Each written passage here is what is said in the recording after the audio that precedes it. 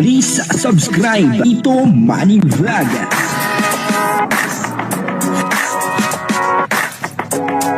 Payagan po si Tito Manny Vlog na mag-reactor para pambiling gamot sa kanya pong karamdaman.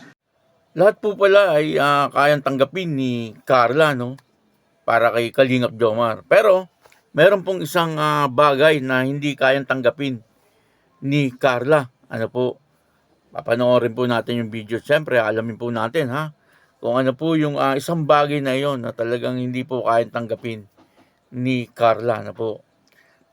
Bibigyan po natin yan ng konting reaction. Pero bago po yan, ako muna po bumabati sa inyong lahat ng magandang umaga, magandang tanghali at magandang gabi sa inyong lahat mga kapatid. Kung saan man kayo ng panig ng mundo naroon ngayon, ay mag-iingat kayo palagi at nakapagpalain kayo ng ating Panginoon. Maraming salamat din po sa patuloy na tumatangkilik sa aking YouTube channel at nanonood sa aking video reaction. Patuloy lang po natin suportahan sila Kuya Bal Santos Matubang, Kalingap Rob, at Edna Vlog, Jack Tampia, at syempre yung mga kasamahan ko pong reactor sa Kalingap. Ganun din po yung mga charity vlogger na Kalingap partner. Ito po yung video na kung saan ay meron po palang isang bagay na hindi po kayang tanggapin ni Carla para kay Kalingap Jomar.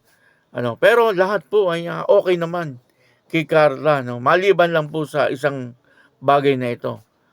Papanoorin po natin yung video at ang kabuuan po ng video ito ay mapapanood po natin sa YouTube channel ni Kalingap Rob. Yun supportahan po natin Kalingap Rob, tsaka yung Rob Matubang, tsaka yung Kalingap ng Tahanan, Lahat po yun ay channel ni Kalingap Rob. Ito po yung video, panoorin po natin.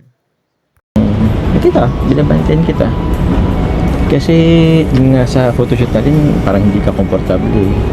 Actually, oo. Pero thank you kasi nandun sila ate, di ba? Andun. Pinapalakas din yung loob. Yung loob mo. Wala ka naman dun gustong ipaalis doon sa mga picture. Wala. Dito naman. Maganda naman kasi. Ganda nga . Tsaka alam mo ba, para ka dong Hollywood actress.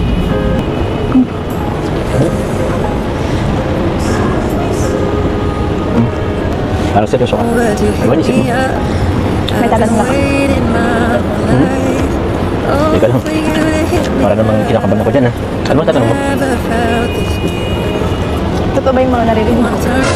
Narinig mo? Ang alin? Ang alin? Diba? Parang ngayon lang kita nakita ganyan Medyo seryoso yung tanong mo. Ano ba yun? Huwag na pala, next time na lang. Ito naman, sabihin mo na. Hindi rin ako makatulog dyan, kakaisip ko kung anong itatanong mo. Para naman maliwanagan yung mga nanonood. Yung mga tama, ayan, nakabidyo tayo. At least maliwanagan yung mga nanonood. Hindi mo na. Tsaka, kagaya mo, ayan, nagtatanong ka. Pwedeng yung iba rin, iba na rin ang naiisip tungkol sa akin. Kasi, kita naman kasi yung paliwanag ko. Hindi naman sila naniwala Kaya, sabihin mo na. Ano ba yun? Totoo ba na may anak ka na?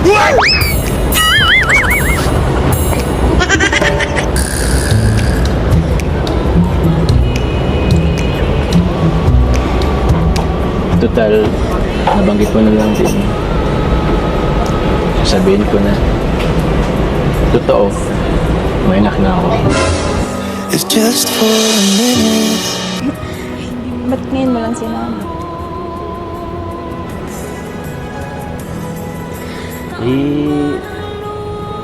Ito yung natatakot ako. Na baka iwan mo ako. Kaya di ko sinabi. Actually, 3 years old na yung bata. Dapat noon palang sinabi mo na. Ibig sabihin pala yung mga issue ng totoo yun. Yung sa mga issue, siguro mga 85%. saan ka? Carla, saan ka? Carla? Carla?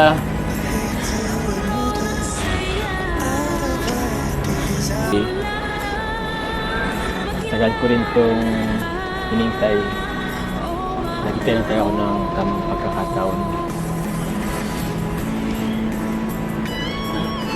It's a prank! Uy, it's a prank lang. Ewan ko sa'yo. It's a prank lang. Wala talaga akong anak. Nag-serious ka? Kung meron man. Magalit ka sa akin, no? Hindi ako magagalit sa'yo kung may anak ka. Siyempre magagalit ako kasi nagsinungaling ka. Hindi man nga ako nagsinungaling. Yan ang prank lang. Wala naman akong anak. Saan gusto mo rin magka-meron? Gusto ko sa'yo. Ito nga po ay na-prank ni Kalingap Jomar, etong si Carla, no? Kasi tinanong po ni Carla, no? Na kung totoong may anak po si Kalingap Jomar, ano? Kasi matagal na po itong issue, ano? At siguro ay gustong makasigurado ni Carla, no? Kung talagang totoo na may anak etong si Kalingap Jomar. Ano po? At na-prank nga ni Kalingap Jomar etong si Carla, no? Sabi niya, nung una ay meron siyang anak. Ano po, napanood naman po natin yung video, ano? Pero, yun na nga, nag-walk out etong si Carla, ano po.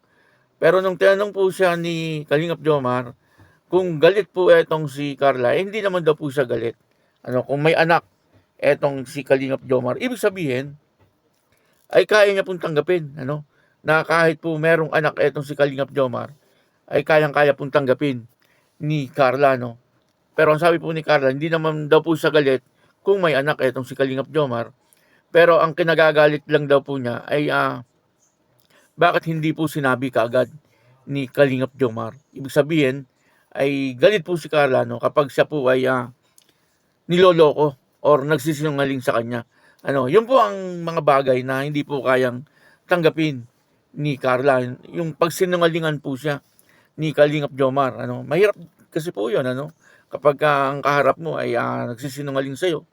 Ano po, pero depende naman siguro kung yung pagsisinungaling ay makakabuti at or makakasama. Ano, kasi may pagsisinungaling po na makakabuti rin eh. Meron pong ganun, ano. Pero mas maganda po kung sinasabi ni Kalingap Jomar lahat. Ano po, kay Carla, ano, upang sa ganun ay wala po silang pag-awayan. Kasi ang ayaw po pala ni Carla talaga ay yung nagsisinungaling or niloloko po siya.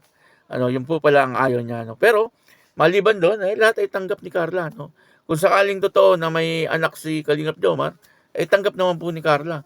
Kasi kapag minahal mo po ang isang tao, no, kahit po may anak na ito, ay wala naman pong problema yon. Ano, ang importante, siyempre, yung pagmamahalan yon dalawa. Pero, wala naman pong anak, itong si Kalingap Jomar. Ano, kumbaga, issue lang po yon. Ano po, kasi matagal na pong issue yan eh. Kaya, ang gusto po ni Carla ay makasigurado lang. Kaya niya siguro tinanong etong si Kalingap Jomar, ano, at naprank nga po siya ni Kalingap Jomar. Ano po, medyo nag-walk out si Carla, no, hindi po dahil sa may anak na etong si Kalingap Jomar, kundi dahil siya po ay nagsinungaling, ano. Yun po ang sabi ni Carla. Ano po, kaya yun, ano, dito po inalaman natin, ano, kung gaano kamahal ni Carla etong si Kalingap Jomar, ano po, na kaya niyang tanggapin lahat, ano, maliban lang po doon po sa panloloko or pagsisinungaling. Kaya yun, maraming salamat po sa inyong lahat. At ako po si Tito Manny Vlog na nagsasabing God bless you all. Diyos mabalos.